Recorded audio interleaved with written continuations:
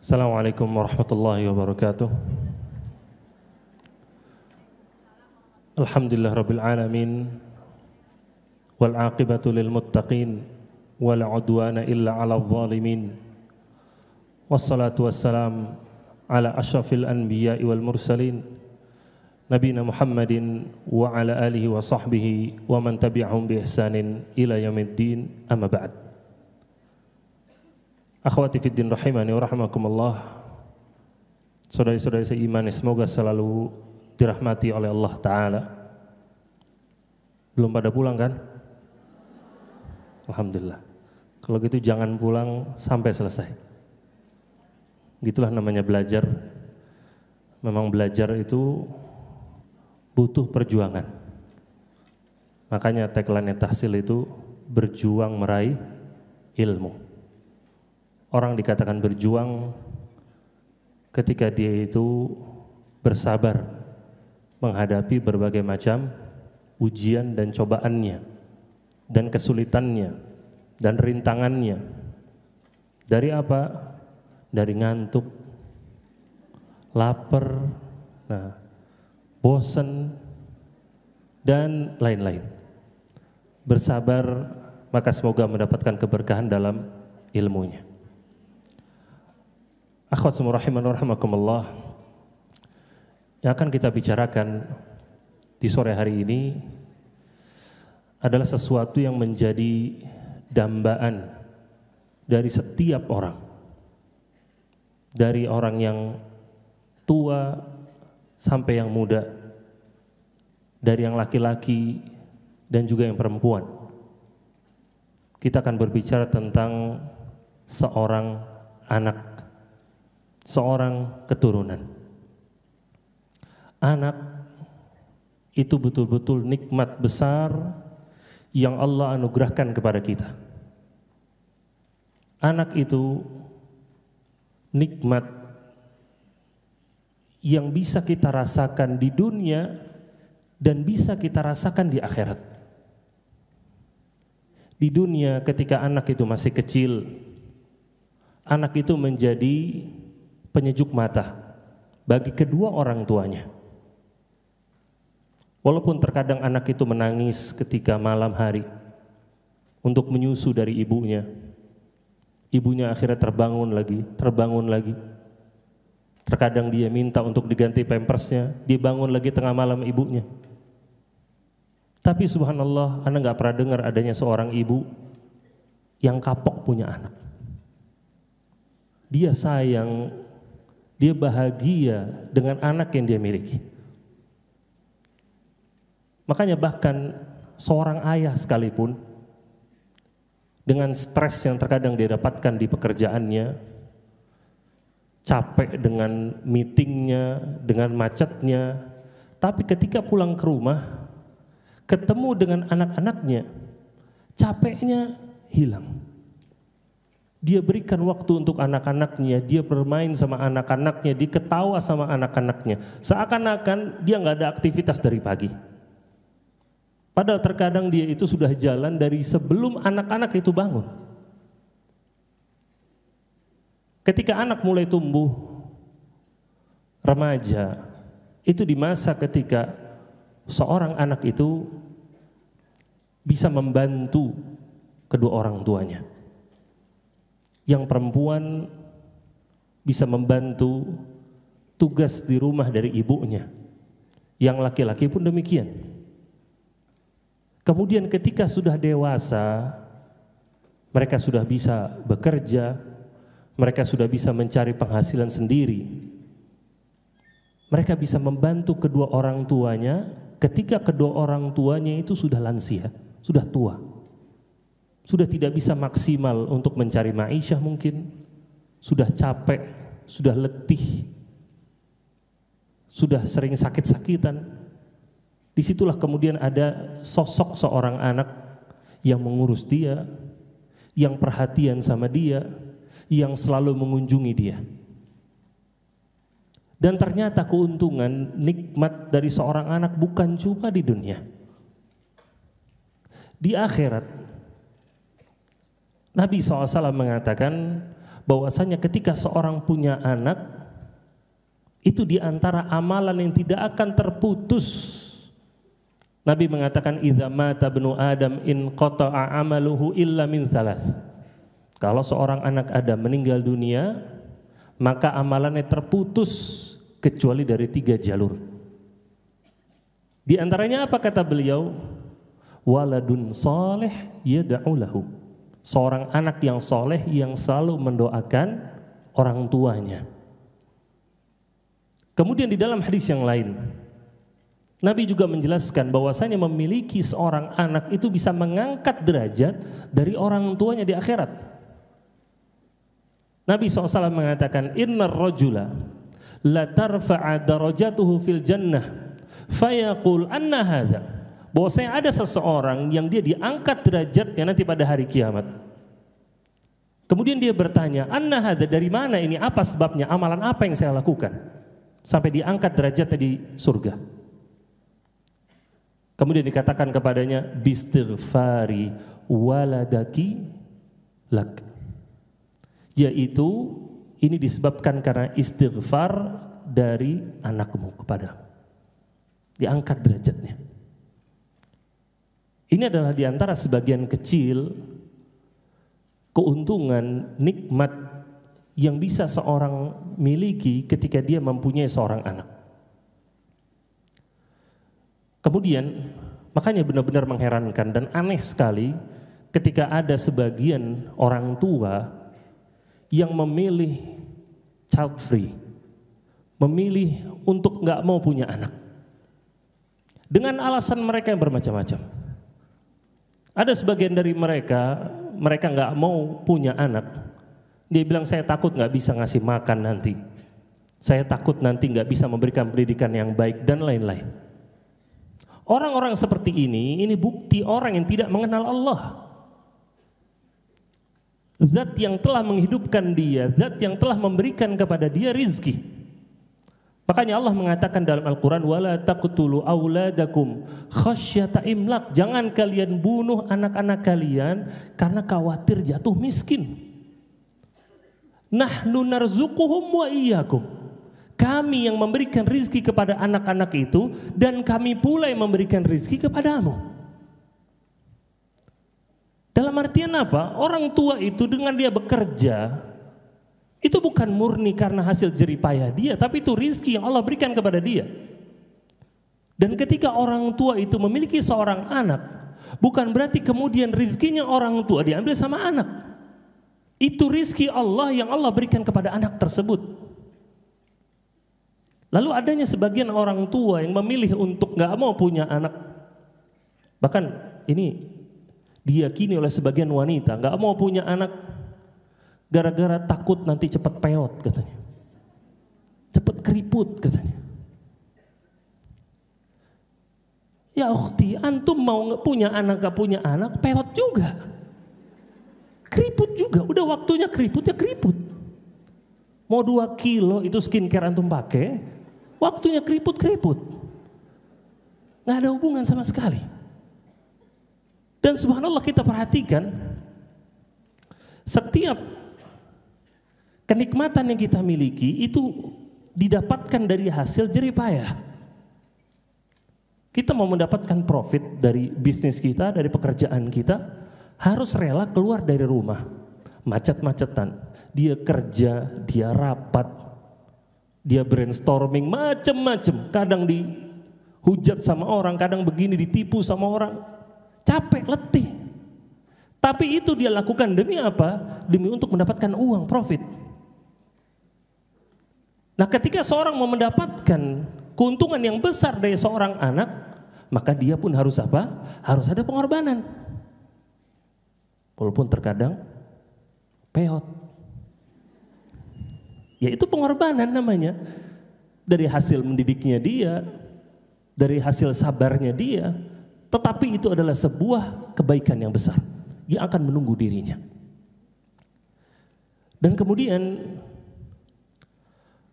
adapun ada beberapa saudara dan saudari kita yang Allah Ta'ala belum takdirkan kepada mereka untuk memiliki anak. maka yakini itu adalah ketentuan dari Allah. Allah menyiapkan jalur yang lain yang lebih baik. Jika apa? Jika takdir tersebut diimani dengan baik, diterima dengan lapang dada. Adanya orang-orang sebelum kita yang Allah takdirkan tidak punya anak, tetapi Allah berikan kepadanya jalur pahala yang benar-benar besar lewat jalur yang lain. Lihatlah Al-Imam An-Nawawi rahimahullahu ta'ala memiliki umur hanya 45 tahun, gak punya anak. Tapi buku yang beliau ajarkan, buku yang beliau tulis dipelajari oleh kaum muslimin. Arba'in Nawawiyah, Riyadhus Shalihin, diketahui oleh semua kaum muslimin di seluruh dunia. Itu menjadi pahala jariah buat beliau rahimahullahu ta'ala. Ibnu Taimiyah rahimahullah ta'ala, beliau pun gak punya anak. Tapi lihat bagaimana beliau mendapatkan julukan sebagai apa? Syekhul Islam, gurunya kaum muslimin. Semua orang belajar dari beliau dan itu menjadi apa? Menjadi pahala jariah bagi beliau rahimahullah ta'ala. Dan kita lihat ada sebagian dari saudara-saudara kita yang Allah takdirkan gak punya anak, tapi mereka kemudian mencari jalur jariah dari tempat yang lain. Dia giat bekerja, uang yang dia dapatkan digunakan sama dia untuk memperbanyak sedekah. Untuk dia bangun masjid, untuk dia membantu anak-anak yatim, untuk dia menjadi orang tua asuh, dan lain-lain. Hingga akhirnya apa yang dia berikan dari sedekahnya itu bermanfaat dan berkembang, lalu menjadi apa? Menjadi sedekah jariah buat dia. Padahal dia gak punya anak. Dan Nabi SAW memberikan kabar gembira. Nabi bersabda, al-mu'minu idza ishtahal walada fil jannah kana hamluhu wa wad'uhu wa sinnuhu fi sa'ah kama yashtahi. Nabi SAW mengatakan seorang mukmin jika menginginkan seorang anak nanti di surga, dia akan hamil kemudian melahirkannya semua dalam waktu sesaat. Dalam waktu sesaat. Maka ini bisa didapatkan bagi orang-orang yang bersabar dengan takdir yang Allah Ta'ala berikan. Kemudian anak itu selain nikmat, anak itu pun tanggung jawab.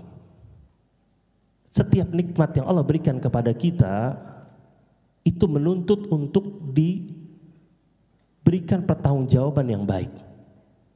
Kita diberikan harta sama Allah, diberikan kelapangan sama Allah, maka kelapangan tersebut, harta tersebut menunggu untuk kita sedekahkan, menunggu untuk kita pergunakan untuk membantu orang lain.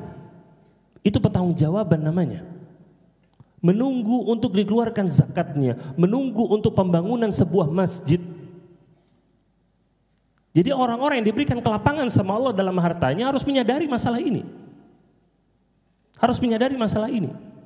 Allah berikan kelapangan sama dia karena sebuah tujuan.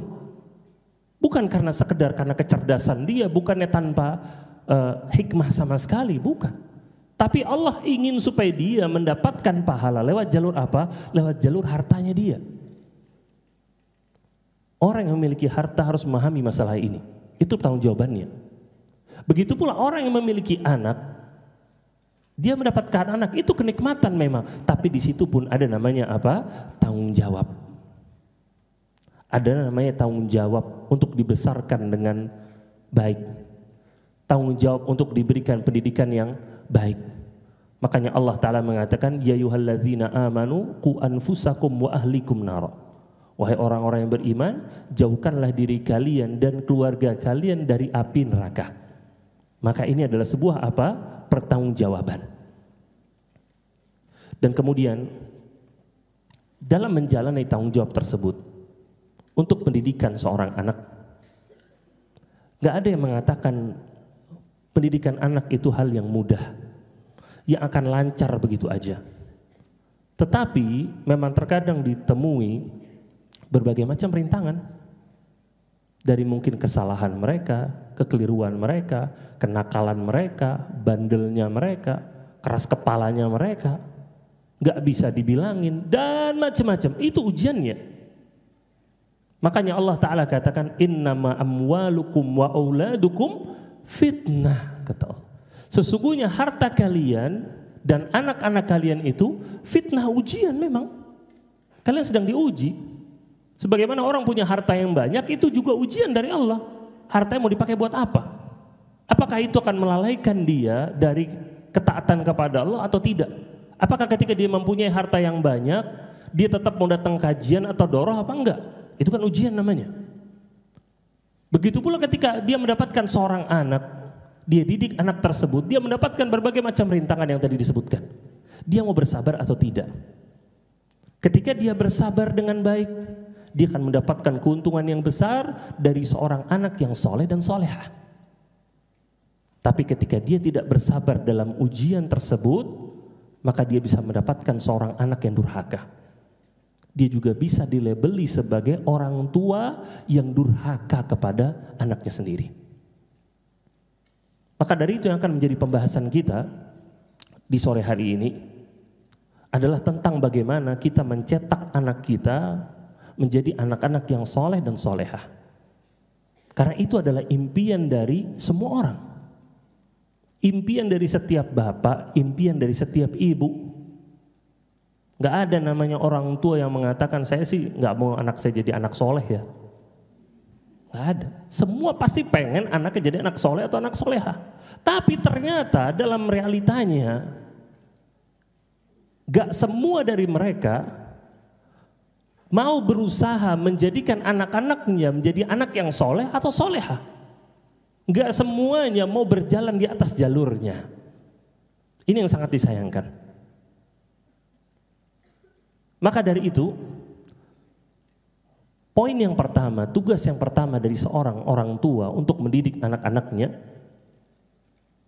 untuk menjadi anak yang soleh dan solehah adalah setiap orang tua harus mengerti peran penting yang dia emban dalam pendidikan anaknya. Bahwasanya apa yang dia akan petik nanti itu adalah hasil dari apa yang dia tanam. Apa yang dia dapatkan dari anaknya nanti, soleh, soleha, durhaka atau bagaimana, itu adalah hasil yang selama ini dia lakukan dari sejak anak itu kecil. Itu harus disadari. Makanya seorang ibu itu diberikan gelar sebagai al-madrasatul ula, madrasah yang pertama. Dan ketika anak tersebut dilahirkan, innal insan lam yuladu aliman, bahwasanya manusia itu tidak dilahirkan dalam kondisi berilmu, dalam kondisi masih kosongan, gak punya ilmu sama sekali. Itulah seorang bayi. Makanya Al-Imam Al-Ghazali rahimahullah ta'ala beliau mengatakan bahwasanya seorang anak itu, kata beliau, amanat bagi kedua orang tuanya. Fahuwa jauharatun naqiyah atau sofiyah. Namanya anak itu adalah sebuah berlian yang dia itu murni, yang belum dipahat sama sekali, belum diukir sama sekali, kata beliau. Dan kemudian ia akan menerima berbagai macam ukiran dan bentukan gambaran dari siapa? Dari orang tuanya. Entah berlian itu mau dibikin kotak, entah berlian itu mau dijadiin sebagai kalung, mau jadi gelang kah, mau jadi anting kah, perhiasan seperti itu. Begitu pula anak, ini mau dijadiin seperti apa anaknya nanti. Itu tugas dari orang tua, secara khusus tugas siapa? Tugas ibu. Itu tugasnya mereka. Dan bukan berarti anak di sini menyepelekan tugas dari ayah, bukan. Tapi di sini majelisnya majelis ibu-ibu. Dan kemudian anak ntar disalahin. Ustadznya ini seakan-akan ibunya doang, bapaknya enggak. Tenang. Nanti ke bapak, anak bebankan ke bapak aja, tenang aja. Di sini tempatnya ibu-ibu. Nah, ibu-ibu makanya dinamakan sebagai al-madrasatul ula, madrasah yang pertama. Kenapa? Karena bapak-bapak mereka diberikan beban yang lain untuk mencari nafkah, untuk mencari ma'isyah di luar rumah. Itu yang mereka lakukan. Maka otomatis waktu yang mereka habiskan di rumah nggak banyak. Tapi yang paling banyak menghabiskan waktu di dalam rumah adalah siapa? Ibunya.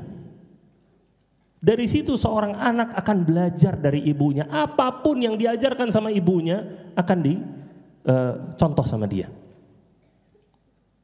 Makanya seorang anak itu ketika dia berbicara ditanya, dia ini bicaranya bahasa ibunya apa? Tadi bilang bahasa bapak kan? Bilangnya bahasa ibu. Karena itu didikan dari ibunya. Dia ngomong pakai bahasa apa gitu. Gak ada namanya bahasa bapak, bahasa ibu adanya. Dan kemudian oleh karena itu kita dapati anak itu hasil didikan dari orang tuanya. Setiap anak yang kita jumpai di atas muka bumi ini semua itu hasil didikan dari orang tuanya. Bahkan Nabi SAW menegaskan kullu mauludin yuladu 'alal fitrah. Setiap anak itu dilahirkan di atas fitrah. Fa'abawahu yuhawidanihi au yunassiranihi au yumajjisanihi. Kemudian kedua orang tuanya yang menjadikan anak tersebut menjadi anak Yahudi atau anak Nasrani atau anak Majusi. Nabi menjelaskan di sini orang tuanya yang bikin. Itu hasil didikan dari orang tuanya. Dan kita harus tahu apa yang didapatkan oleh anak itu sumbernya ada dua. Yang pertama sumbernya itu dari Allah. Memang Allah yang kasih. Allah yang kasih anak tersebut menjadi anak yang pemberani. Ada yang anak yang menjadi anak yang selalu terus terang. Ada anak yang menjadi anak yang jujur. Ada anak yang menjadi anak yang lembut. Ada anak menjadi anak yang pemalu. Berbeda-beda sifat mereka. Itu Allah yang kasih. Itu namanya akhlak al-muktasab. Akhlak minallah. Yaitu akhlak yang berasal dari Allah. Yang kedua ada namanya akhlak muktasab. Yaitu akhlak yang didapatkan oleh seorang anak dari lingkungan dia. Anak tersebut aslinya bukan anak yang pemberani. Mungkin anaknya pemalu, bahkan mungkin pengecut. Tapi karena dia melihat bapaknya atau ibunya itu seorang yang pemberani, yang terus terang, yang ekstrovert, keluar terus dari rumahnya, akhirnya anaknya pun terbentuk. Dari apa? Dari lingkungannya. Dan lingkungan pertama sekali lagi bagi seorang anak, orang tuanya. Itu lingkungan pertamanya. Kemudian di antara hal yang penting adalah nanti di akhirat yang akan ditanya tentang pendidikan anak adalah orang tuanya, bapaknya dan ibunya. Bukan yang ditanya nanti gurunya, nggak ada nanti kemudian ditanya dia bilang tanya aja gurunya tuh, itu wali kelasnya tuh, nggak ada. Nabi SAW mengatakan dalam sebuah hadisnya, beliau menjelaskan wal mar'atu ra'iyatun ala ahli baiti zawjiha wa waladihi wa hiya mas'ulah anhum. Bahwasanya seorang wanita nanti akan dimintai pertanggungjawaban atas apa yang dia lakukan di rumah suaminya dan juga akan dimintai pertanggungjawaban tentang bagaimana pendidikan anaknya. Akan diberikan pertanyaan nantinya. Dari sini pelajaran bagi orang tua, bagi seorang ibu,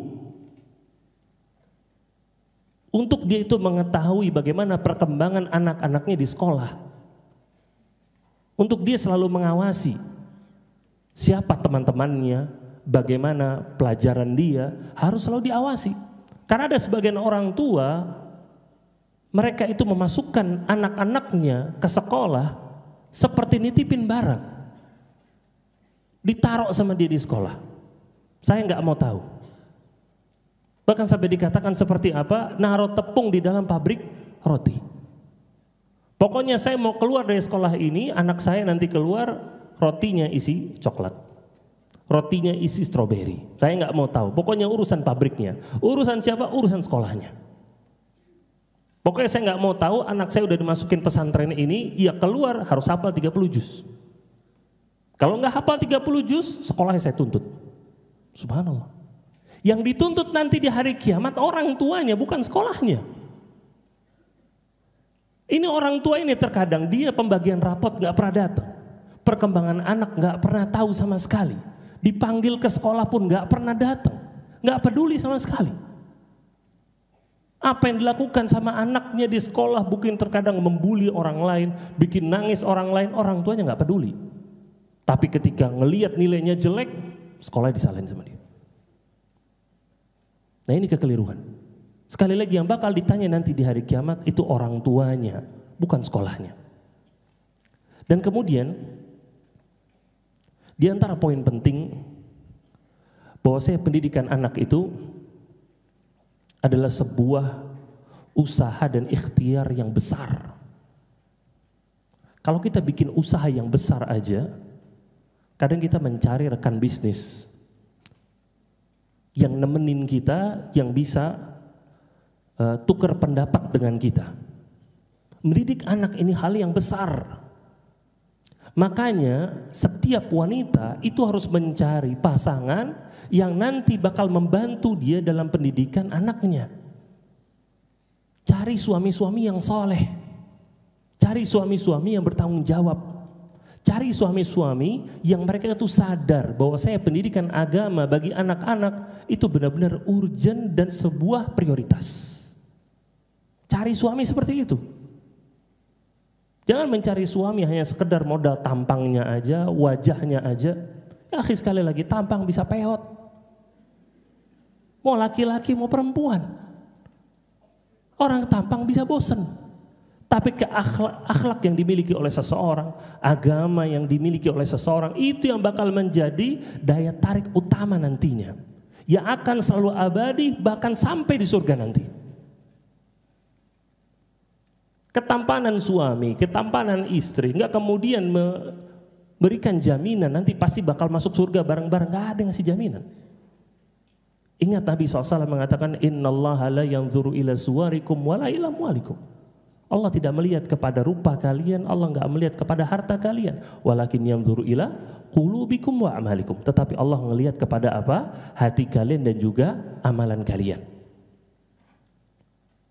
Nah, sangat disayangkan ketika ada sebagian wanita yang tidak memprioritaskan agama ketika memilih suami, yang hasilnya ketika punya anak terjadinya keributan antara suami dan istri. Tentang kemana anak ini harus diarahkan, mau dijadikan apa anak ini.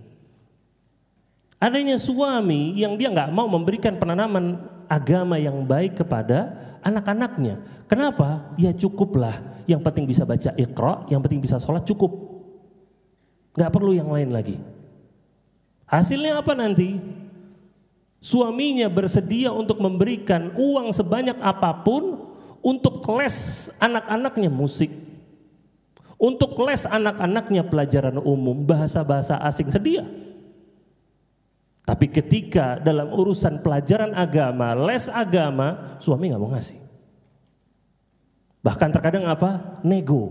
Kalau bisa gratis. Belajar kok gratis. Ini ngapain sih guru ngaji mahal-mahal amat?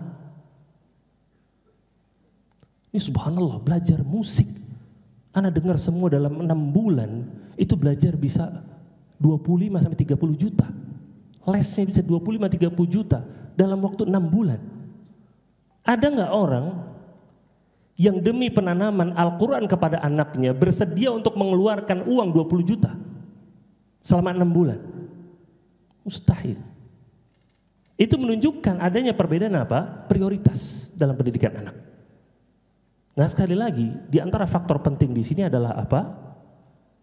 Yaitu tidak cocoknya visi dan misi antara suami dan istri. Maka terjadinya perselisihan dalam masalah ini. Ini makanya pentingnya untuk memilih pasangan dengan tujuan yang sama, dengan visi misi yang sama. Dan bagi para istri, untuk mereka memberikan pemahaman yang baik kepada suami-suaminya, bahwasanya pendidikan agama kepada anak-anak itu pendidikan yang penting. Nah, kemudian di antara cara untuk kita mendidik anak-anak kita untuk menjadi anak yang soleh dan solehah, dan merupakan di antara faktor yang terpenting adalah mohonlah kebaikan dari yang menciptakan anakmu, yaitu banyak-banyak berdoa untuk anak-anak kita. Ingat bahwasanya Allah itu muqallibul qulub. Allah itu yang memutarbalikkan hati seseorang. Allah yang bisa menjadikan seorang itu soleh, Allah yang bisa menjadikan seorang itu tidak soleh. Ketika kita mengharapkan, ingin bercita-cita punya anak yang soleh atau solehah, perbanyak doa. Bahkan Nabi SAW menyebutkan bahwasanya doa orang tua itu di antara doa yang mustajab, tidak akan ditolak sama Allah. Nabi SAW bersabda, salasu da'awatin la turat, ada 3 doa yang tidak akan ditolak sama Allah. Di antaranya apa kata beliau? Da'watul walid liwaladi, doanya orang tua bagi anaknya. Makanya para orang tua harus semangat mendoakan terus menerus, secara khusus di waktu-waktu yang mustajab. Ketika sujud, ketika tahiyat akhir, ketika turun hujan, ketika di antara azan dan iqamah, ketika umrah, ketika haji, di waktu-waktu yang mustajab tersebut, doakan bagi anak-anak kita. Bahkan Islam mengajarkan mendoakan anak itu dari sebelum punya anak. Nabi SAW mengatakan, "Lau anna ahadakum idza arada an ya'tiya ahlahu qala." Kalaulah kalian itu sebelum berhubungan badan, kalian itu berdoa atau membaca Bismillah, Allahumma jannibna syaitan wa jannibi syaitan ma razaqtana. Ya Allah, jauhkanlah godaan syaitan dari kami dan jauhkanlah godaan syaitan dari rizki yang akan kamu berikan kepada kami. Kata Nabi, kalau seorang sebelum berhubungan badan dia membaca doa ini, kata Nabi, summa quddira an yakuna bainahuma walad, kemudian ditakdirkan karena hubungan tersebut dia pun akhirnya punya anak, lam yadurruhu syaitanun abada, bahwasanya syaitan tidak akan menyakiti anak tersebut selama-lamanya. Gak bakal. Perhatikan ini, doanya dipanjatkan ini bahkan dari sebelum punya anak. Kemudian ternyata kita dapati juga di dalam Al-Quran banyak sekali diajarkan doa-doa bagi anak-anak. Dan yang ternyata kita pahami, tujuan kita untuk punya anak bukan sekedar mau punya keturunan, tapi tujuan kita adalah supaya punya keturunan yang soleh, yang solehah, yang baik. Itu tujuan kita, bukan sekedar punya keturunan. Makanya Ibrahim alaihissalam mencontohkan kita sebuah doa, Rabbi habli minas solihin, ya Allah anugerahkan kepadaku keturunan atau anak yang termasuk orang-orang soleh. Begitu pula Nabi Allah Zakaria alaihissalam, beliau pun berdoa kepada Allah, hunalika da'a Zakaria rabbah, qala rabbi habli min ladunka dzurriyyatan thayyibah. Ya Allah anugerahkanlah kepadaku dzurriyyah thayyibah, keturunan yang baik. Dan perhatikan ibu-ibu semua, dua doa ini berasal dari orang yang puluhan tahun gak punya anak. Istilah terkadang kalau orang udah mentok, ya apapun bentuknya dia mau terima terkadang. Mau anaknya gimana juga diterima. Tapi ternyata walaupun puluhan tahun mereka gak punya anak, mereka tetap doanya maunya anak yang soleh. Kenapa? Karena kita dapati adanya orang-orang yang punya keturunan, punya anak, tapi yang didapatkan bukan sebuah kenikmatan, tapi yang didapatkan sama dia azab. Dia punya anak-anak yang durhaka sama dia, punya anak-anak yang gak peduli sama dia. Bahkan adanya anak-anak yang berusaha untuk mencuri harta orang tuanya. Yang gimana caranya kalau orang tua ini meninggal, sebagian besar hartanya itu dia yang dapetin. Ini kan musibah punya anak-anak kayak begini. Bahkan subhanallah ada orang tua dan anak yang ribut gara-gara warisan. Ibunya meninggal, kemudian bapak sama anak-anaknya ribut sampai ke sidang gara-gara rebutan warisan dari ibunya. Ini kan musibah seperti ini. Makanya sekali lagi, yang kita inginkan bukan sekedar keturunan, tapi yang kita harapkan, inginkan keturunan yang baik, keturunan yang soleh, keturunan yang solehah. Kemudian kita perhatikan, makanya bagaimana Ibrahim alaihissalam, beliau pun selalu memanjatkan doa kepada Allah untuk anak-anaknya, dan beliau merupakan salah satu contoh real yang benar-benar Allah berikan, Allah kabulkan doanya untuk anak-anaknya. Ibrahim tadi berdoa, Rabbi habli minas solihin, ya Allah berikanlah kepadaku anak yang termasuk orang-orang soleh. Ibrahim pun berdoa kepada Allah, wajnubni wa baniya an na'budal asnam, ya Allah jauhkanlah diriku dan anak keturunanku dari menyembah berhala. Ibrahim pun berdoa kepada Allah, waj'alni muqimas salati wa min dzurriyyati rabbana wa taqabbal du'a. Ya Allah jadikanlah diriku sebagai orang yang selalu mendirikan salat, begitu pula anak keturunanku. Ya Allah terimalah doaku ini. Tata kita perhatikan, Ibrahim bukan cuma mendapatkan anak-anak yang soleh, tapi Ibrahim mendapatkan anak dari kalangan para nabi dan rasul yang mereka tidak pernah berbuat kesyirikan kepada Allah, yang mereka selalu menjaga sholatnya mereka. Pertanyaannya, apakah Ibrahim tahu anak-anak yang nanti bakal menjadi para nabi dan rasul? Ibrahim nggak tahu. Yang pasti Ibrahim berdoa kepada Allah untuk anak-anaknya, untuk keturunannya, yang akhirnya apa? Dikabulkan sama Allah.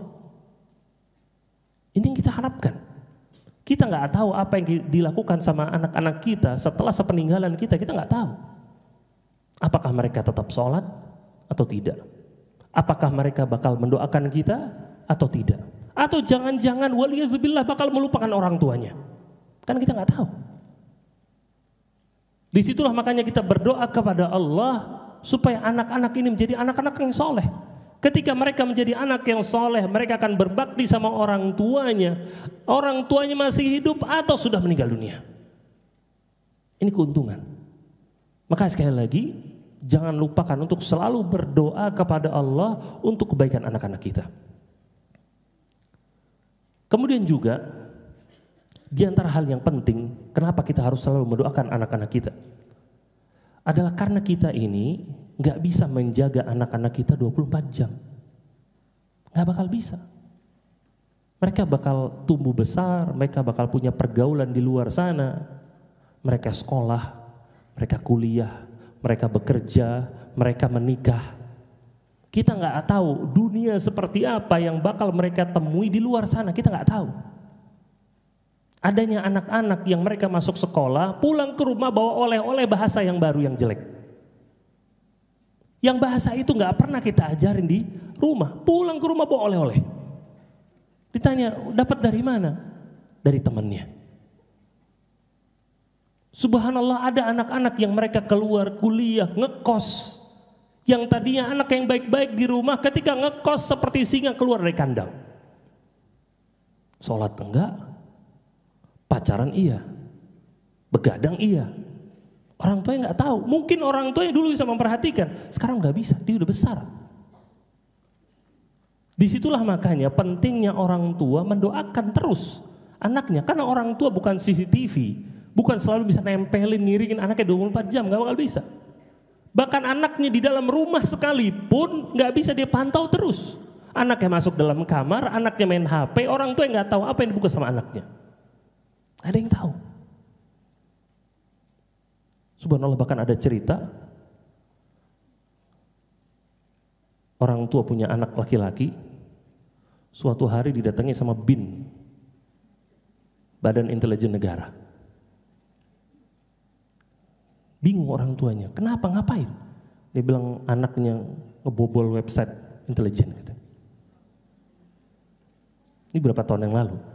Ya intinya apa? Orang tuanya nggak tahu. Gitu. Apa yang dilakukan sama anaknya? Padahal anaknya di dalam rumah gitu, tapi dalam kamar. Makanya Nabi SAW dahulu beliau selalu mendoakan anak-anaknya. Di antara mendoakan anak kecil. Disebutkan dalam sebuah hadis, Nabi SAW dahulu selalu mengharapkan perlindungan dari Allah kepada cucunya Al-Hasan dan juga Al-Husain. Beliau mengatakan, Inna abakum kana yu'awwidhu biha Ismail wal Ishaq. Dahulu ayah kalian selalu mendoakan perlindungan bagi anak-anaknya, yaitu Ismail dan juga Ishak, dengan berdoa kepada Allah, a'udzu bikalimatillahi tammah min kulli syaitanin wa hammah wa min kulli ainin lammah. Ya Allah, aku berlindung kepada Allah dengan kalimat-kalimat yang sempurna dari godaan syaitan dan juga dari sengatan binatang yang merayap. Dan juga aku berlindung kepada Allah bagi anak-anak min kulli ainin lammah, dari setiap mata-mata yang jahat, dari setiap ain yang jahat. Kita tahu bagaimana lingkungan di luar sana, bagaimana bahayanya dunia di luar sana, maka kita minta sama Allah untuk menjaga anak-anak kita. Ini suatu hal yang penting. Dan masih berkaitan tentang masalah doa, adalah karena setiap orang tua tahu bagaimana doanya itu mustajab, maka orang tua hati-hati dalam berucap, hati-hati dalam ngomong. Jangan sampai kemudian doa yang dia berikan, doa yang buruk yang dia berikan kepada anaknya di saat marah, kemudian diijabah sama Allah. Nabi SAW mengatakan, fa innal malaikata yu'amminuna ma taqulun. Sesungguhnya para malaikat itu mengaminkan apa-apa yang kalian ucapkan. Maka jangan ucapkan kepada anak-anak perkataan-perkataan yang jelek. Mengatakan mereka, kamu ini anak nakal, kamu ini anak bandel, kamu ini emang anak setan misalkan, kamu ini. Loh, anak sampaikan bukan karangan, memang ada orang tua kayak begitu gitu loh. Memang ada. Lah kemudian kalau anaknya jadi anak setan beneran, ini bapaknya siapa? Ibunya siapa? Nah, walhasil itu yang terjadi. Makanya para ulama mereka mengajarkan kepada kita, kalau kita melihat sesuatu yang tidak kita sukai dari anak-anak kita, maka doakan mereka dengan perkataan Allah yahdik. Semoga Allah memberikan hidayah kepadamu. Itu yang kita inginkan.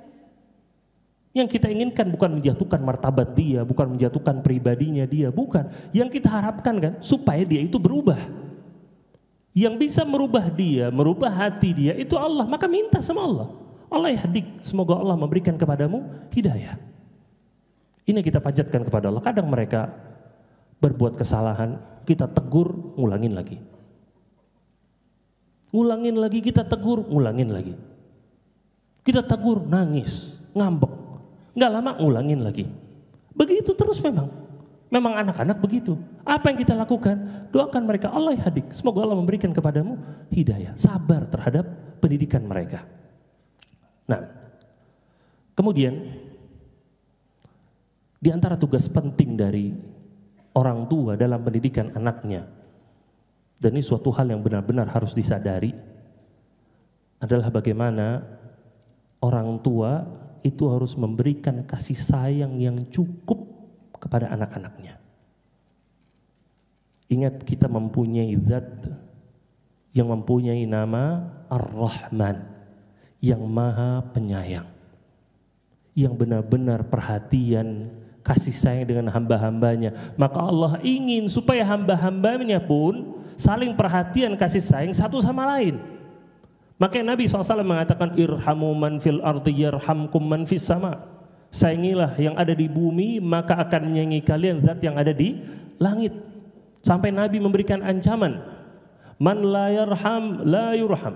Barang siapa yang tidak mau mengasihi, maka dia pun tidak akan dikasihi. Ancaman dari Nabi SAW untuk selalu memberikan kasih sayang. Dan yang paling berhak tentunya untuk mendapatkan kebaikan kita, kasih sayang kita adalah orang-orang terdekat kita. Secara khusus siapa? Anak-anak kita.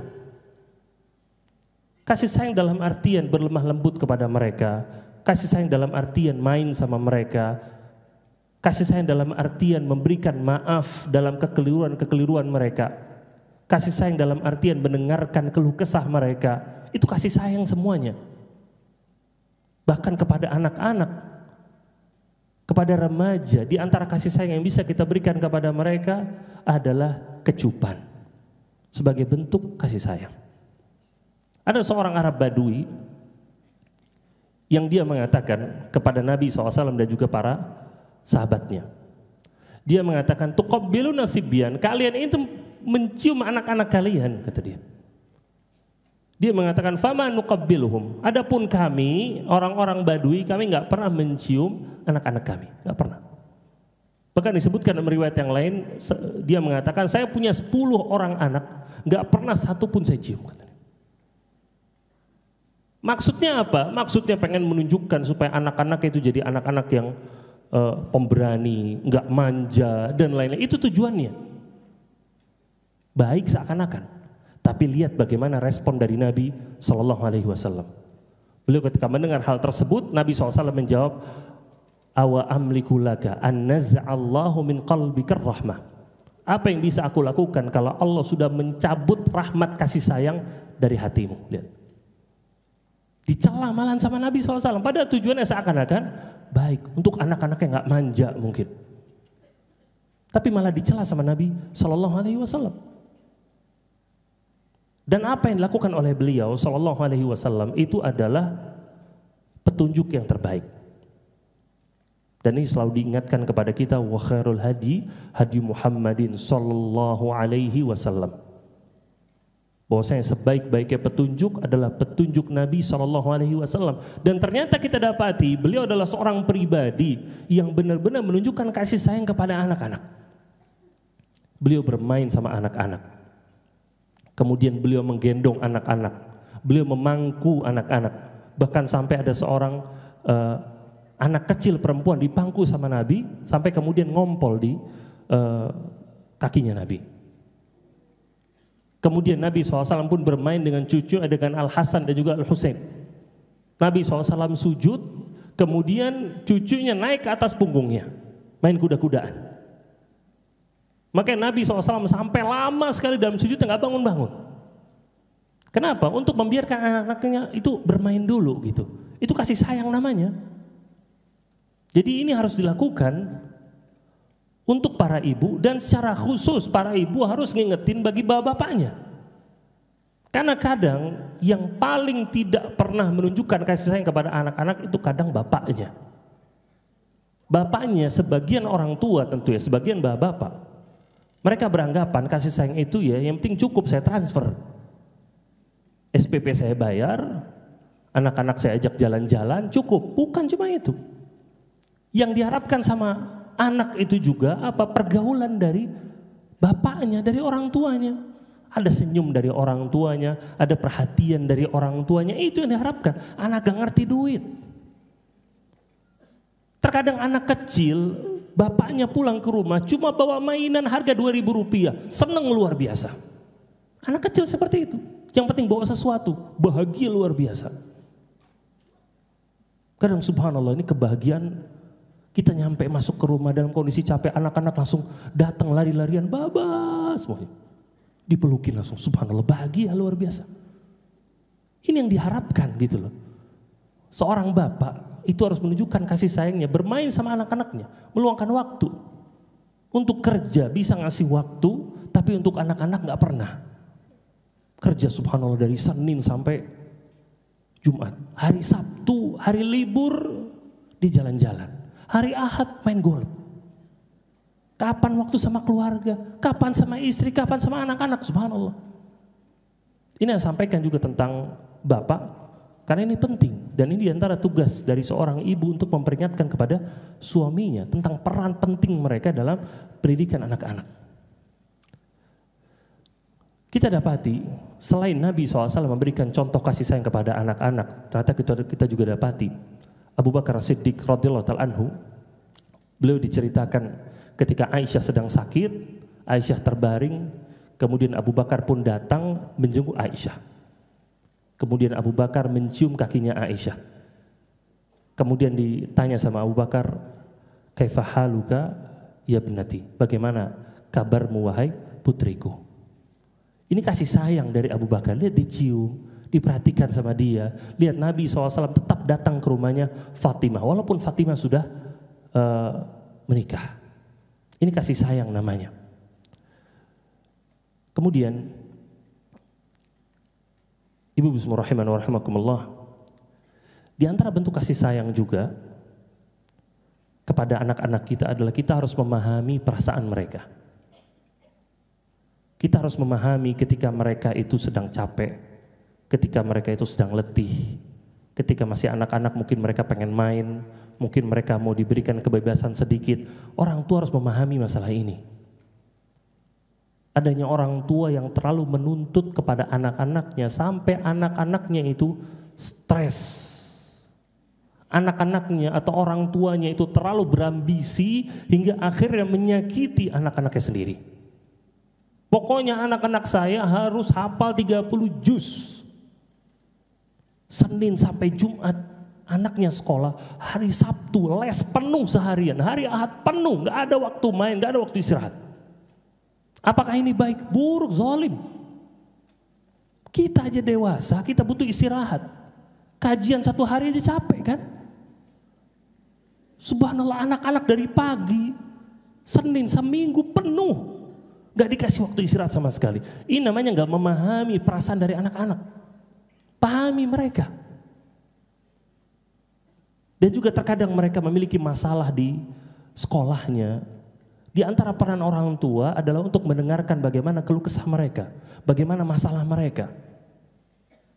Dan terkadang yang dibutuhkan sama anak itu cuma tempat curhat, bukan orang yang bisa memberikan solusi, bukan. Orang tua harus ngerti masalah ini, jadi nggak semua masalah harus ujung-ujungnya nasihat. Setiap curhat ujung-ujungnya teguran, hingga akhirnya apa? Anak-anak nggak mau cerita sama orang tuanya. Tadi tegur lagi, baru cerita tadi di sekolah ketemu sama ada teman perempuan, kenapa main sama perempuan? Baru cerita. Kadang seperti itu tadi di kampus ada masalah sama guru dosennya, saya datang, kamu harus baik-baik sama dosen kamu. Harus lembut sama dosen kamu, hormati dosen kamu, dia guru kamu. Gak mau cerita lagi. Nah ini harus mengerti masalah ini.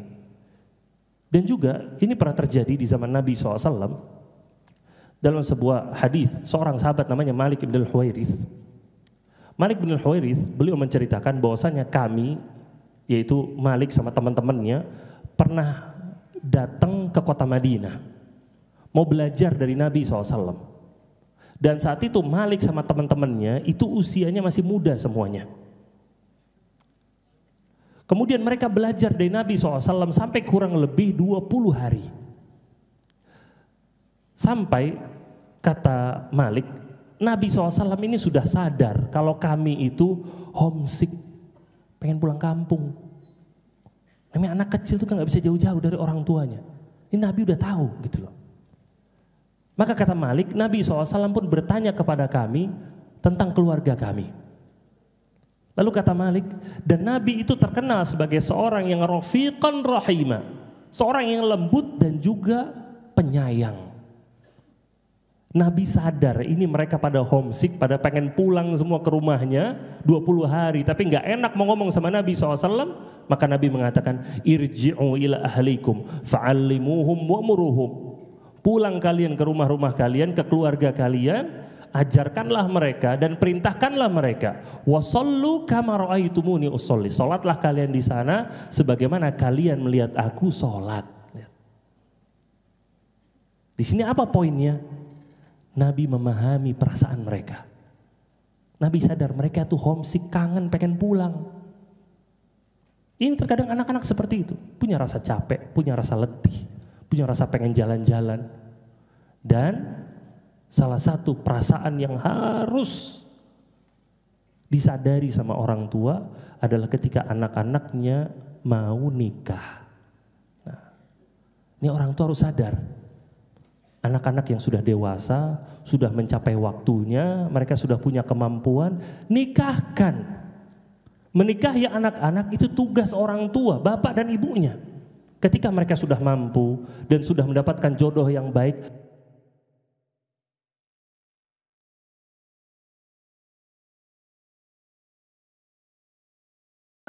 kenapa?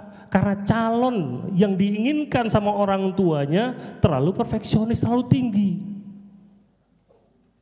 Pokoknya calon saya, nah mantu saya ini harus pintar masak, pintar nyapu, pintar ngepel, pintar ganti genteng, nambel pipa, nanti semua ntar. Maunya perfeksionis semuanya. Mau mantu yang laki-laki, nah kerja harus 2 digit gajinya, harus punya rumah 2 tingkat, mobilnya 2 tingkat. Nah, ayo, nyabis nanti dia. Maunya sempurna semuanya, nggak bakal ketemu. Hingga akhirnya ternyata kita dapati sebagian anak gak nikah gara-gara orang tuanya yang membebani. Ya anak mau gimana lagi Ustadz? Orang tua anak, ibu anak belum cocok, anak sih terserah ibu anak, subhanallah. Ada yang kayak gitu. Ada yang laki-laki seperti itu, ada yang perempuan seperti itu. Akhirnya perempuan umur 27, 28, 29 belum menikah. Sampai ujung-ujungnya, ya udah mana laki-laki sini ya boleh saya nikahin sudah. Apa aja yang ada. Ini kan kesian anak-anaknya. Dan subhanallah para orang tua itu harus mengapresiasi ketika anak-anaknya mau menikah di usia muda. Hargai mereka. Itu menunjukkan ketakutan mereka dalam berdosa. Mereka nggak mau pacaran, mereka nggak mau masuk ke dalam lubang perzinahan. Mereka mau menjaga kehormatan mereka. Orang tua harus menghargai masalah ini, nikahkan mereka. Jangan sampai karena angan-angan yang tinggi, ambisi yang tinggi yang dimiliki sama orang tuanya, sekali lagi anaknya dikorbankan. Akhirnya anaknya bermaksiat, akhirnya anaknya pacaran dan lain-lain. Gak sedikit dari mereka kemudian berzina. Waliyadzubillah. Ini bentuk kasih sayang yang harus ditunjukkan oleh orang tua di antara yang memahami perasaan mereka. Kemudian, akhwat sekalian rahiman wa rahimakumullah, kasih sayang kepada anak-anak itu ternyata bukan cuma memberi. Tapi kasih sayang itu juga membatasi. Juga berani untuk melarang. Berani untuk berkata tidak boleh. Dan ini dicontohkan diantaranya oleh Luqman alaihissalam. Ketika Luqman memberikan wasiat kepada anaknya, dia mengatakan, wala tusa'ir khaddaka linnasi wala tamshi fil ardi maraha. Janganlah kamu memalingkan wajahmu dari orang-orang karena sombong, dan janganlah kamu berjalan di atas muka bumi ini dalam kondisi angkuh. Perhatikan di sini, ini pembatasan. Ini larangan. Menunjukkan sekali lagi kasih sayang bukan cuma memberi. Ini dibeliin, itu dibeliin, bukan, tapi juga berani untuk membatasi. Ini tugas dari orang tua. Maka orang tua harus mempunyai keberanian untuk menegur kesalahan yang dilakukan sama anaknya. Ketika anaknya berbicara kotor, terkadang anaknya itu berbohong, terkadang anaknya itu mungkin mengakhirkan sholat, terkadang anaknya itu terlalu ikhtilat, bergaul dengan berlebih-lebihan dengan para perempuan, gak tahu batasan sama sekali. Orang tua harus mau negur. Kemudian juga ketika anak-anak itu kasar sama orang tuanya, harus ditegur. Kan ada beberapa orang tua yang gak berani negur anaknya, dia kalah sama anaknya. Dia terlalu memanjakan anak-anaknya hingga hasilnya apa? Anak-anaknya gak tahu batasan sama sekali. Dia kurang ajar sama orang tuanya, dia membentak orang tuanya. Ada tamu datang ke rumahnya, anaknya gak mau keluar dari kamar. Orang tuanya pun gak berani maksa. Itu tugas orang tua. Untuk anaknya itu diajarkan menghormati tamu. Itu syariat Islam. Datang silaturahmi ke rumah orang, anaknya main HP aja terus. Dibiarin sama orang tuanya. Ini kan gak menghormati namanya. Suruh dia simpen HP-nya, hormati tuan rumah. Itu pembatasan namanya. Itu larangan, itu pun bentuk apa? Kasih sayang kepada anak-anak. Begitu pula Ibu-ibu sekalian rahiman rahimakumullah, di antara bentuk membatasi anak-anak adalah membatasi lingkungan mereka. Memperhatikan bagaimana lingkungan mereka. Karena tadi disebutkan bahwasanya di antara yang bisa memberikan pengaruh kepada anak-anak adalah lingkungan. Maka para orang tua harus memberikan lingkungan yang baik, batasan yang baik kepada anak-anak. Dia perhatikan dia itu anak-anaknya sekolah di mana, dia les di mana, dia main di mana, dia main sama siapa. Itu harus diperhatikan. Jangan cuma masukin sekolah yang penting sekolahnya ini unggulan, sekolah ini bagus. Bukan cuma itu yang diperhatikan. Tapi perhatikan juga yang bakal jadi teman-temannya dia di kelasnya itu siapa. Apakah teman-teman yang bakal mendukung dia, mengajak dia untuk selalu menjaga sholat? Atau jangan-jangan teman-teman yang bakal gembosin anaknya, yang tadinya rajin sholat jadi gak mau sholat, atau mengakhirkan sholat. Dia perhatikan lingkungan dari anak-anaknya ketika di kuliah misalkan. Hati-hati ketika masukkan putri kita. Apakah lingkungan dia nanti ada lingkungan wanita-wanita yang gak pernah berusaha untuk berjilbab dengan jilbab yang syar'i? Apakah nanti anak-anaknya itu akan bergaul dengan para wanita yang gak mempunyai batasan sama sekali dalam bergaul dengan laki-laki? Kalau itu yang menjadi lingkungan dari anak tersebut sedikit demi sedikit akan terpengaruhi nantinya. Makanya Ibrahim Al-Harbi rahimahullahu ta'ala beliau mengatakan, jannibu auladakum qurana as-su qabla an tasbighuhum fil bala kama yusbaghu as-thawb. Beliau mengatakan, jauhkanlah anak-anak kalian dari pertemanan yang buruk sebelum mereka itu terwarnai dengan maksiat sebagaimana baju itu bisa terwarnai. Anak itu mungkin kita didik dengan baik, seakan-akan baju itu masih putih. Tapi karena lingkungannya buruk, baju yang putih ini kita rendam di pewarna yang warna merah, jadi merah nantinya. Anaknya pun begitu. Jangan sampai pendidikan yang kita sudah tanamkan dari kecil kemudian rusak. Maka perhatikan. Oleh karena itu makanya para ulama mereka bahkan memberikan saran kepada kita untuk atau saat kita mau membeli rumah. Mereka mengatakan al-jar qabla dar. Perhatikan tetangga sebelum kamu itu beli rumahnya. Jangan cuma lihat rumahnya, lihat tetangganya siapa, karena nanti bakal mempengaruhi. Gimana kita mempunyai aib bisa dilihat sama tetangga kita. Bagaimana anak-anak kita bakal main nanti di lingkungan rumah, siapa yang bakal jadi orang-orang di sana, baik atau tidak. Kalau lingkungannya buruk bisa terpengaruh nantinya. Ini kaidah yang diberikan oleh para ulama, al-jar qabla dar. Kemudian akhwat semua, kasih sayang yang kita berikan kepada anak-anak ini adalah kasih sayang yang menyeluruh kepada anak-anak kita semua. Gak boleh orang tua itu untuk pilih kasih. Mempunyai anak-anak emas, anak-anak yang diistimewakan sama dia. Dia harus berlaku adil sama anak-anaknya. Dalam sebuah hadis ada seorang istri yang datang mengeluh kepada Nabi SAW gara-gara suaminya memberikan hadiah kepada salah seorang anak dan tidak memberikan kepada anak-anak yang lain. Kemudian Nabi SAW pun memanggil suaminya tersebut. Kemudian Nabi mengatakan, akullu auladika nahaltahu hadzin nihlah. Apakah setiap anak-anakmu kamu berikan hadiah ini? Kemudian suami itu mengatakan, lah enggak, kata dia. Cuma satu anak itu aja. Kemudian Nabi mengatakan, i'adil baina auladika. Berlakulah adil kepada anak-anakmu, kata Nabi. Lalu Nabi mengatakan, amma yasurruka an yakunu laka fil birri sawa. Bukankah kamu bahagia kalau anak-anakmu nanti itu semuanya berbakti dengan sama kepadamu? Punya anak 5, semuanya berbakti sama orang tuanya dengan bakti yang sama. Mereka semua berlomba-lomba. Itu yang diharapkan. Karena gak cuma bilang yang 5 ya, mau 2 kayak, mau 3, mau berapa kayak.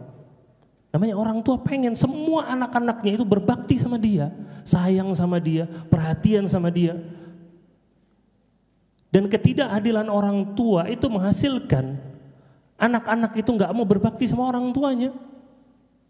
Toh yang selama ini diapresiasi, yang selama ini dipuji, yang selama ini diperhatikan, cuma satu ini anak aja. Padahal anak yang lain selalu sayang sama dia, selalu perhatian sama dia, tapi nggak pernah diapresiasi sama sekali, nggak pernah dianggap sama sekali. Kecil hatinya. Dan ini subhanallah menjadi salah satu sebab utama yang akhirnya nanti terjadinya keributan antar saudara. Dan berujung nanti keributan saling berebut warisan ketika orang tuanya sudah meninggal. Saling ribut.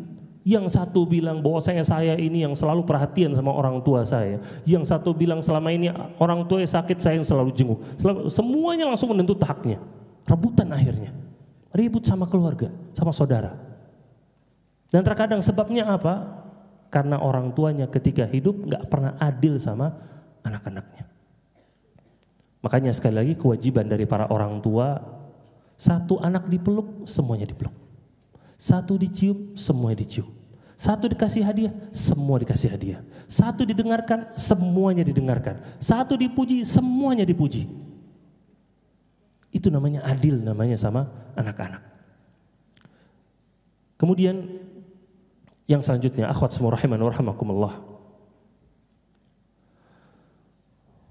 Poin yang terpenting dalam pendidikan anak untuk menjadikan anak-anak kita menjadi anak-anak yang soleh dan juga solehah. Itu poin terpenting adalah menanamkan pondasi-pondasi Islam kepada mereka.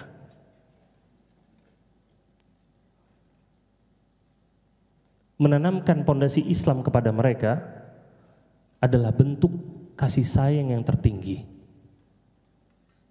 Bentuk kasih sayang supaya mereka itu nggak masuk neraka, bentuk kasih sayang supaya mereka itu masuk surga, bentuk kasih sayang supaya nanti bisa bareng-bareng di surga. Subhanallah, ada sebagian orang tua anaknya minta apapun dikasih sama dia. Mau handphone baru, mau baju baru, mau jalan-jalan, mau apapun dikasih.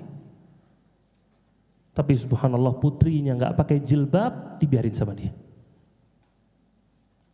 Putrinya dijemput laki-laki keluar pacaran dibiarin sama dia. Anaknya laki-laki keluar ke sana ngerokok main sama teman-teman yang nggak pernah ingat sholat dibiarin sama dia. Nggak peduli sama sekali. Anaknya melalaikan sholat dibiarin sama dia. Nggak pernah bangun sholat subuh tepat waktu dibiarin sama dia. Dia nggak peduli sama sekali. Tapi urusan materi dikasih semua. Ini bukan orang tua yang sayang, tapi ini orang tua yang mencampakkan anaknya sendiri.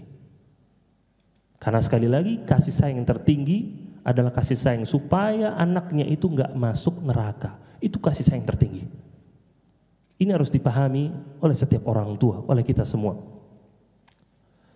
Dan pondasi agama yang tertinggi, yang terbaik, yang harus selalu diprioritaskan dalam pendidikan anak adalah pondasi akidah mereka. Anak-anak harus memiliki akidah yang baik, harus memiliki akidah yang kuat, keyakinan yang kuat kepada Allah, ketergantungan yang kuat kepada Allah. Anak-anak harus memiliki itu semua. Lihatlah Luqman alaihissalam ketika mewasiatkan anak-anaknya dalam wasiat yang panjang. Tapi apa wasiat pertama dari Luqman? Ketika Luqman berkata, wa huwa ya'idhuhu ya bunayya la tusyrik billah inna syirka la zulmun azim. Wahai anakku, janganlah kamu berbuat syirik kepada Allah. Kesyirikan itu kezoliman yang besar. Nasihat pertama Luqman. Bukan masalah yang lain, ini menjadi pertama. Kenapa? Akidah itu pondasi. Rukun Islam yang paling pertama apa? 2 kalimat syahadat. Apa kalimat syahadat yang pertama? Syahadat la ilaha illallah, tauhid akidah. Rukun iman ada 6. Yang pertama apa? Beriman kepada Allah, akidah lagi. Jadi kalau orang tua kemudian melalaikan penanaman akidah kepada anaknya, ini lalai namanya. Ini lalai namanya, dia nggak peduli sama anaknya sama sekali. Dia harus perhatikan, dia harus tanamkan dengan penanaman yang baik. Sebabnya apa? Karena dengan akidah yang kuat yang dimiliki oleh anak-anak. Yang pertama anak-anak itu akan memiliki ketulusan dalam ibadah. Mereka tahu kenapa harus beribadah. Mereka tahu kenapa harus sholat. Mereka tahu kenapa mereka harus baca Al-Quran. Mereka tahu. Yang mereka tahu bukan cuma mereka harus sholat, tapi mereka pun tahu kenapa saya harus sholat. Itu hasil penanaman akidah. Mereka bakal bersyukur dengan nikmat-nikmat yang Allah berikan kepadanya. Kemudian hasil dari akidah yang kuat yang ditanamkan kepada anak-anak adalah anak-anak nantinya akan memiliki rasa muraqabatullah yang tinggi. Mereka akan selalu merasa selalu diawasi sama Allah. Kenapa? Mereka tahu Allah itu memiliki nama As-Sami' Al-Basir, yang maha mendengar, yang maha melihat. Dimanapun mereka berada, mereka bakal hati-hati dalam berucap. Mereka gak bakal berani maksiat. Tempat yang kosong bukan berarti kemudian membuat mereka itu bebas untuk melakukan apapun. Mereka sadar masalah itu. Disitulah makanya Nabi SAW memberikan wasiat kepada Ibnu Abbas, ittaqillah haitsuma kunta, bertakwalah kamu kepada Allah dimanapun kamu berada. Karena sekali lagi orang tua tidak bisa mengawasi, mengontrol anaknya 24 jam, gak bakal bisa. Mungkin di rumah dia sholat, mungkin di rumah dia bangun sholat subuh, tapi di luar rumah gimana?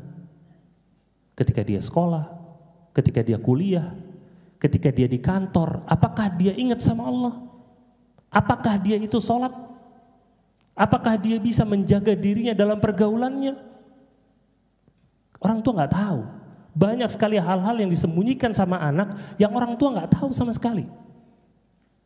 Tapi dengan penanaman akidah yang baik kepada mereka, orang tua bakal tawakal. Mereka sudah tahu. Mereka sudah tahu hukumnya ketika seorang itu gak sholat.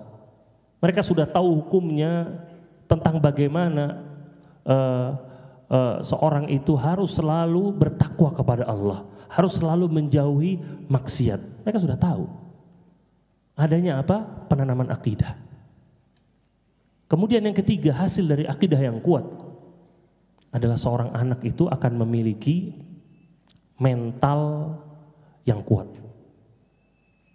Ini yang kita harapkan dari anak-anak kita. Mereka menjadi anak-anak yang pemberani. Mereka menjadi anak-anak yang selalu berjuang, yang selalu sabar, yang selalu membantu, yang rela untuk selalu berkorban. Itu yang kita harapkan dari mereka. Kita nggak ingin memiliki anak-anak yang punya mentalnya itu mental yang lemah. Mentalnya dia itu menjadi seorang anak yang pengecut. Kita nggak mau. Makanya Nabi SAW ketika mendidik Ibnu Abbas radhiyallahu ta'ala anhu, Nabi SAW mengatakan, ihfazillah yahfazka, ihfazillah tajiduhu tujahaka. Jagalah Allah, nanti Allah akan menjagamu. Jagalah Allah, kamu akan dapati Allah ada di hadapanmu. Idza sa'alta fas'alillah, kalau kamu minta sesuatu, minta sama Allah. Wa idza sta'anta fasta'in billah, kalau mau minta tolong sesuatu, minta tolong sama Allah. Wa'lam annal ummata law ijtama'u ala an yadurruka bi syai'in, ketahui kalau umat ini semuanya berkumpul untuk menyakiti dirimu, kamu gak bakal bisa tersakiti kecuali dengan sesuatu yang Allah sudah tuliskan bagimu. Kalau umat ini semuanya berkumpul untuk memberikan sebuah kebaikan, manfaat kepadamu, mereka gak bakal bisa melakukannya kecuali dengan sesuatu yang Allah sudah tuliskan kepadamu. Rufi'atil aqlam wa jaffatis suhuf. Pena takdir sudah diangkat, tintanya sudah kering. Beriman dengan takdir. Perhatikan, Nabi memberikan nasihat ini kepada anak kecil Ibnu Abbas saat itu. Pertanyaannya, apa pesan, apa wasiat yang kita berikan kepada anak-anak kita yang masih kecil? 6 tahun, 7 tahun, 8 tahun, apakah pernah kita sampaikan hadis ini kepada mereka? Apakah pernah kita sampaikan kepada mereka, jagalah Allah, nanti Allah bakal menjagamu? Apakah pernah kita sampaikan kepada mereka, kalau punya kesulitan angkat tangan doa? Itu yang kita tanamkan kepada mereka, memiliki akidah yang kuat. Nanti bakal memiliki mereka itu mental-mental yang kuat. Kemudian akhwat semua, Salah satu hal yang prioritas juga yang kita ajarkan kepada mereka adalah kita mengajarkan kepada mereka sholat. Dan ini secara khusus diajarkan oleh Nabi SAW dan diperintahkan oleh Nabi SAW. Muru auladakum bis sholat. Perintahkanlah anak-anak kalian untuk sholat sejak mereka itu berumur 7 tahun. Makanya dahulu para ulama mereka disebutkan wa kana ya'mur ahlahu bis shalah waz zakah wa kana 'inda rabbih mardiyya. Yaitu Luqman, dia menyebutkan Luqman itu dahulu itu memerintahkan anak-anaknya untuk sholat dan juga zakat, dan dia itu selalu diberikan keridhaan di sisi Rabbnya. Dan para ulama mereka itu disebutkan mereka itu mengajarkan anak-anaknya untuk sholat ketika anak-anaknya sudah bisa membedakan mana yang kanan, mana yang kiri. Diajarkan mereka itu. Kemudian poin yang terakhir.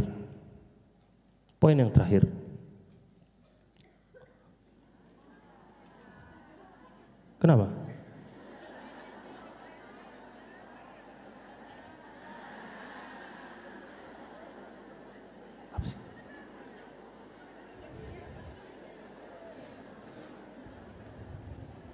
Lanjut.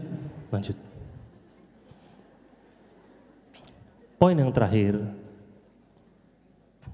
dalam pendidikan anak adalah jadilah cerminan dari anak impianmu, yaitu jadilah teladan yang baik, jadilah contoh yang baik. Setiap anak itu akan melihat apa yang dilakukan oleh orang tuanya dan dia akan mencontoh apa yang dilakukan oleh orang tuanya. Al-Imam Syafi'i rahimahullah ta'ala beliau menyebutkan bahwasanya anak-anak itu yastahsinuna ma tastahsinun. Mereka akan menganggap baik sesuatu yang kalian anggap baik. Wa yastaqbihuna ma tastaqbihun. Mereka akan menganggap buruk sesuatu yang kalian anggap buruk. Maka secara khusus ketika kita berada di sekitar anak-anak kita, jangan berikan teladan yang buruk. Di antara teladan yang buruk adalah selalu sibuk dengan handphone, nggak punya waktu dengan mereka. Nanti mereka pun bakal melihat hal ini. Berarti kata mereka yang kita prioritaskan kita main HP. Bukan baca Al-Quran, bukan mengulang-ulang pelajaran, bukan main HP. Nggak bisa namanya orang tua menyuruh anaknya untuk belajar, sedangkan orang tuanya nggak pernah belajar. Orang tuanya nggak pernah baca buku.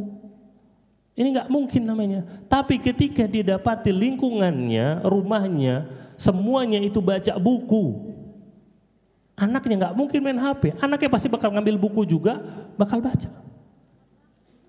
Adanya anak-anak kecil ketika dia ngelihat ibunya buka Al-Quran, baca Al-Quran. Ini anak mungkin masih kecil, masih balita mungkin. Dia ambil buku apapun, dia ikut baca. Padahal dia nggak bisa. Tapi apa yang dilakukan? Mencontoh. Kita lihat juga makanya anak-anak kecil ketika ngelihat orang tuanya sholat, dia ikut sholat sampingnya. Itu namanya apa? Qudwah, teladan namanya.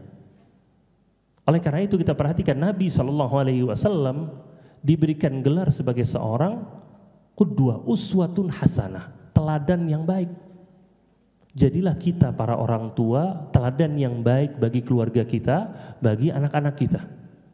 Ketika kita mau menjadikan anak-anak kita menjadi anak-anak yang soleh, anak-anak yang solehah, mulai dari orang tuanya. Jadilah orang tua yang soleh dan solehah. Pengen anak-anaknya hafal Al-Quran, peduli dengan Al-Quran, begitu pula orang tuanya peduli sama Al-Quran, buka Al-Quran. Pengen anak-anaknya rajin belajar, jadilah orang tua yang rajin belajar. Subhanallah, ada seorang anak yang masuk ke pesantren, kemudian nggak betah. Dia nggak betah, dia pengen keluar terus. Bapaknya itu tinggal dari pesantrennya itu kalau pakai motor kurang lebih 2 jam, jauh.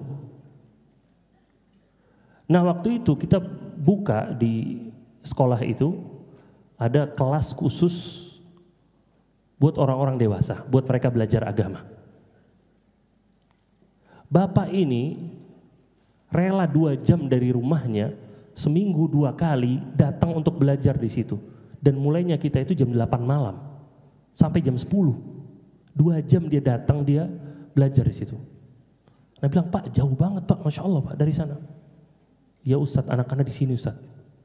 Kalau Ana mau anak-anak supaya semangat belajar di sini, Ana pun harus memberikan contoh katanya. Ana pun semangat kata dia. Biar anak-anak pun semangat. Subhanallah. Ini teladan namanya. Ini teladan. Bayangkan 2 jam pergi, 2 jam pulang. Jauhnya luar biasa. Ini teladan. Jadi begitu, itulah yang contohkan oleh orang tua untuk dia menjadikan atau menjadi teladan yang baik bagi anak-anaknya. Nah, rasa cukup sampai di sini. Semoga apa yang kita pelajari hari ini semua bermanfaat bagi kita. Semoga keletihan yang didapatkan hari ini menjadi pemberat dari timbangan amal baik di akhirat kelak. Nah, Masya Allah, kami ucapkan syukran wa jazakallahu khairan pada guru kita Al-Ustadz Abu Fahad Ega LC hafidhahullahu ta'ala. Dan di waktu yang tersisa, mohon izin Ustadz, kami akan coba menyampaikan pertanyaan. Pertanyaan pertama, mohon izin Ustadz dibacakan. Bismillahirrahmanirrahim. Assalamualaikum Ustadz.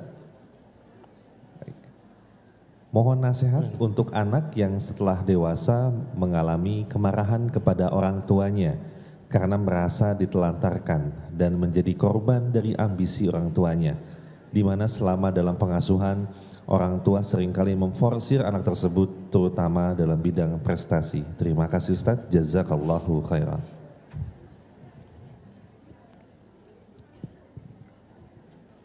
Bu,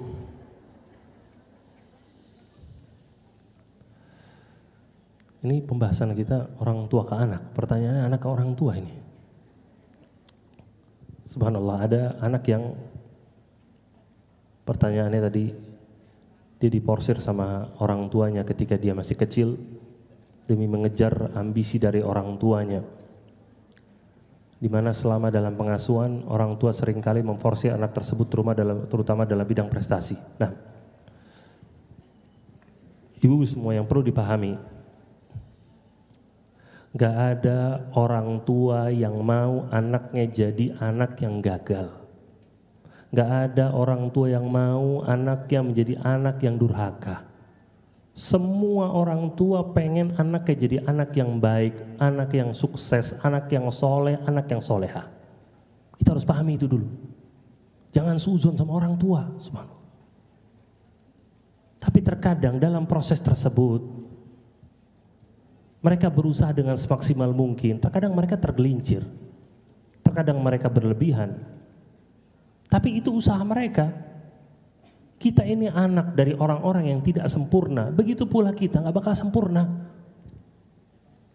Maka pahami kesempurnaan mereka. Tetap bersyukur dengan kebaikan yang mereka berikan kepada kita. Mereka ingin kesuksesan anaknya bukan untuk mereka itu bisa berbangga-bangga di hadapan teman-temannya, bukan. Tapi demi kebaikan anaknya. Dia gak mau nanti anaknya hidup susah, dia gak mau. Husnuzon sama orang tua.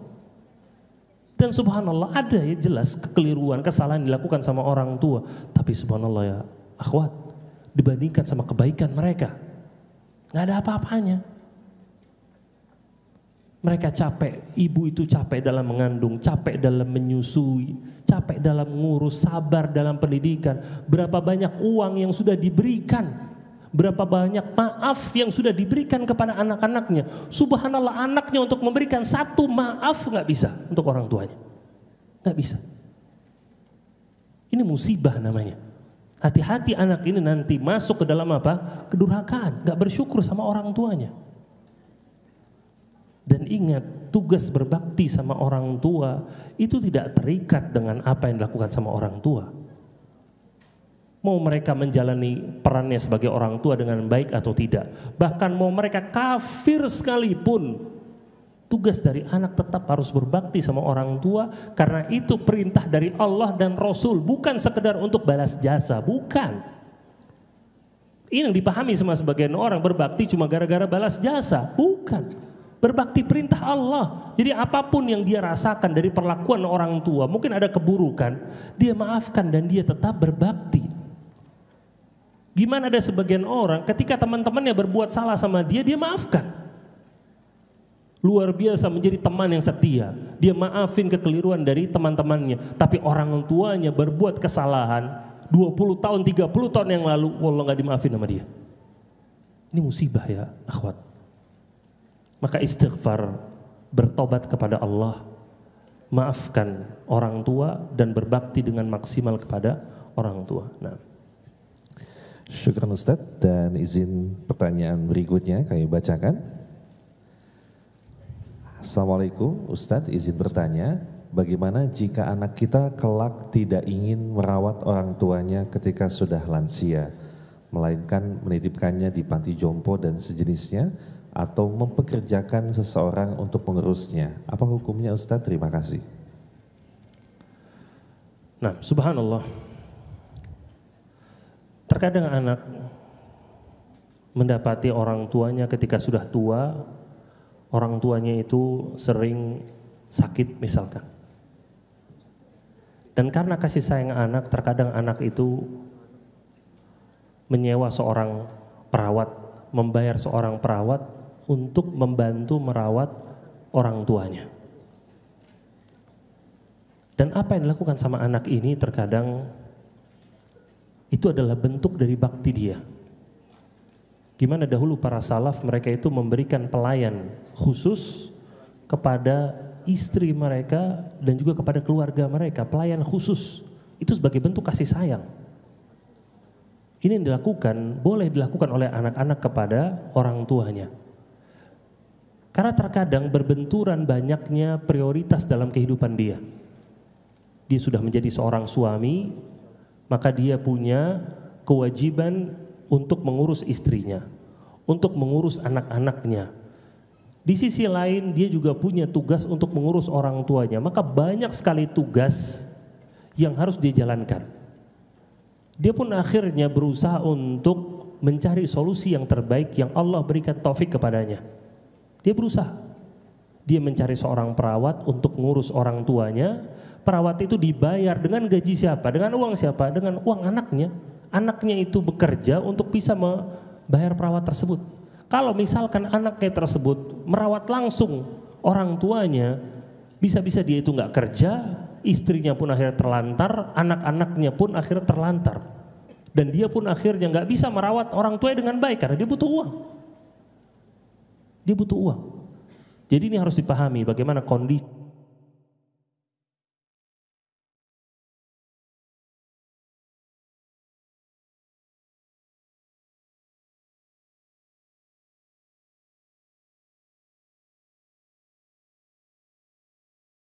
orang tuanya, memenuhi kebutuhan orang tuanya, mengunjungi orang tuanya, tetap. Bukan berarti kemudian punya perawat biarin aja udah di rumah, biarin sama perawatnya sampai mati. Bukan, gak boleh begitu. Perawat itu hanya membantu dia dalam hal-hal yang dia tidak bisa lakukan. Nah, ya. Baik, izin pertanyaan berikutnya Ustadz. Bismillah, Assalamualaikum warahmatullahi wabarakatuh. Ustadz, izin bertanya berkaitan dengan materi The Best Mother. Apabila kita berbeda keyakinan, kepercayaan atau agama dengan ibu kandung kita, apakah kita diperkenankan untuk melakukan sesuatu yang menentang perintah dari ibu tersebut?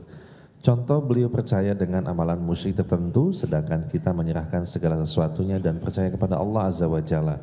Namun karena kita tidak menjalankan hal yang beliau minta itu, kita dimusuhi oleh ibu kita karena dianggap menentang perintah ibu yang sudah melahirkan, merawat dan mendidik kita hingga dewasa. Mohon nasihat dan masukannya Ustaz. Jazakallahu khair.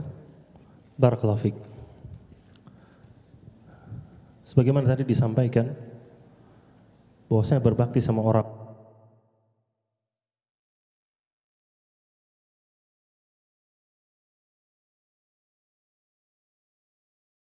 perintah dari Allah. Dan juga tadi disampaikan bahwasanya berbakti sama orang tua itu pun tidak dilandasi karena membalas jasa. Karena mereka berbuat baik, maka anaknya pun berbuat baik. Yang konsekuensinya kalau orang tuanya itu berbuat buruk, seakan-akan anaknya pun boleh berbuat buruk, boleh tidak berbakti. Ini hasil kalau berbakti itu cuma sekedar apa? Membalas jasa. Tapi tadi kita sampaikan berbakti sama orang tua dasarnya adalah karena perintah Allah. Dan Nabi SAW mengatakan la ta'ata li makhluqin fi ma'siyatil khaliq. Tidak boleh ada ketaatan kepada makhluk yang di situ ada kemaksiatan kepada Allah. Maka jika orang tua memerintahkan kepada kemaksiatan, maka kemaksiatan tersebut tidak boleh ditaati. Tetapi ini tidak mencabut baktinya pada hal-hal yang lain. Hanya pada poin tersebut saja. Dan yang lebih jelas menunjukkan adalah apa yang Allah Ta'ala firmankan, wa in jahadaka ala an tusyrika bima laisa laka bihi ilm fala tuti'huma. Allah katakan kalau kedua orang tuamu memaksa kamu untuk berbuat kesyirikan pada hal-hal yang kamu tidak memiliki ilmu di atasnya, Allah katakan fala tuti'huma, jangan taati mereka berdua. Tetapi Allah tetap katakan apa? Wa sahibuhuma fid dunya ma'rufa, tetap pergauli mereka di dunia dengan cara yang baik. Berarti bakti kepada mereka tetap ada. Walaupun orang tua tersebut masuk pada level bukan cuma syirik, bukan cuma kufur, tapi level sampai dia memaksa anaknya berbuat kekufuran, kesyirikan. Dipaksa loh ini, bukan cuma disuruh, dipaksa. Dalam kondisi seperti itu Allah tetap mengatakan wasahibuhuma fid dunya ma'rufa, pergauli mereka berdua di dunia tetap dengan cara yang baik. Dan berbakti kepada orang tua adalah sesuai dengan apa yang diajarkan oleh Islam. Bagaimana namanya berbakti? Begitu juga kedurhakaan pada orang tua adalah hal-hal yang dianggap durhaka oleh Islam. Bukan hal-hal yang dianggap durhaka dari apa? Sekedar kebiasaan. Islam tidak menganggap ketidaktaatan anak pada perintah kesyirikan yang dilakukan sama orang tua sebagai sebuah kedurhakaan, bukan. Bahkan Allah mengatakan fala tuti'huma, jangan taati, kata Allah. Allah enggak mengatakan taati karena kalau tidak itu termasuk durhaka, enggak. Kata Allah fala tuti'huma, tetap enggak boleh ditaatin. Jadi kita harus memahami hal ini. Semoga bermanfaat. Nah, baik Ustadz, mohon izin pertanyaan terakhir di sesi ini. Assalamualaikum. Assalamualaikum Ustadz, semoga Allah merahmati para Ustadz semua dan seluruh kaum muslimin, amin. Ustadz izin bertanya 2 pertanyaan. 1, bagaimanakah hubungan batas aurat anak laki-laki dan ibunya? 2, apakah untuk usia anak laki-laki ketika SMP lebih baik boarding atau masih sekolah full day saja? Kami memikirkan juga bagaimana nanti ketika anak puber namun tidak berada di dekat orang tua. Jazakumullahu khairan, semoga Allah mudahkan Ustadz untuk menjawab pertanyaan ini. Barakallahu fiik. Nah, untuk pencetak anak jadi seorang anak yang soleh atau solehah, gak ada syarat anak tersebut harus masuk boarding. Gak ada syarat anak tersebut harus sekolahnya di pesantren. Gak ada syarat sama sekali. Mau anak tersebut sekolahnya full day, mau dia sekolahnya homeschooling misalkan, itu bisa aja tetap membuat anak tersebut menjadi anak yang soleh atau anak yang solehah. Adapun mana yang lebih baik untuk anak laki-laki di usia SMP, boarding atau sekolah full day, rasa itu kembali kepada kondisi anak masing-masing dan kondisi orang tua. Ketika didapati sama dia, anaknya belum sampai ke umur untuk bisa hidup mandiri dan juga dia dapati dia masih bisa memberikan pendidikan Islam di rumahnya, maka anak lihat lebih baik tetap dilakukan pendidikan di rumahnya. Tapi kalau ternyata dia lihat anaknya tersebut sudah cukup dewasa ketika di umur SMP, dan dia pun melihat dirinya sebagai orang tua tidak bisa memberikan pendidikan Islam yang maksimal selama di rumah, dia pun tidak bisa memasukkan anaknya ke kursus misalkan, dia nggak bisa maksimal, maka dia masukkan ke boarding atau pesantren. Namun sekali lagi Anda sampaikan, untuk menjadikan anak menjadi anak yang soleh atau soleha tidak ada keharusan untuk masuk pesantren atau boarding, nggak ada keharusan sama sekali. Dulu para ulama pun banyak yang nggak masuk pesantren gitu loh, banyak. Bahkan di Jazirah Arab sekarang pun atau di negeri-negeri Islam yang lain, kebanyakan mereka itu nggak punya pesantren. Yang terkenal dengan sistem pesantrennya itu ya sistem di Indonesia, Dan itu merupakan sistem yang baik tentunya. Yang itu ya sekali lagi Anda sampaikan, semuanya dikembalikan kepada kebutuhan, dikembalikan juga kepada kemampuan nantinya dan tidak ada sekali lagi keharusan harus masuk pesantren atau boarding. Nah, barakallahu fik, rasa cukup sampai di sini. Semoga bermanfaat bagi kita semua. Sekali lagi semoga Allah Ta'ala memberikan kita anak-anak yang soleh dan solehah. Semoga Allah menjadikan kita sebagai orang tua yang penyayang kepada anak-anak kita, peduli kepada anak-anak kita, dan memudahkan kita untuk memberikan pendidikan yang terbaik kepada anak-anak kita. Naktafi bihada, subhanakallahumma bihamdika, asyhadu an la ilaha illa anta, astaghfiruka wa atubu ilaik. Wassalamualaikum warahmatullahi wabarakatuh.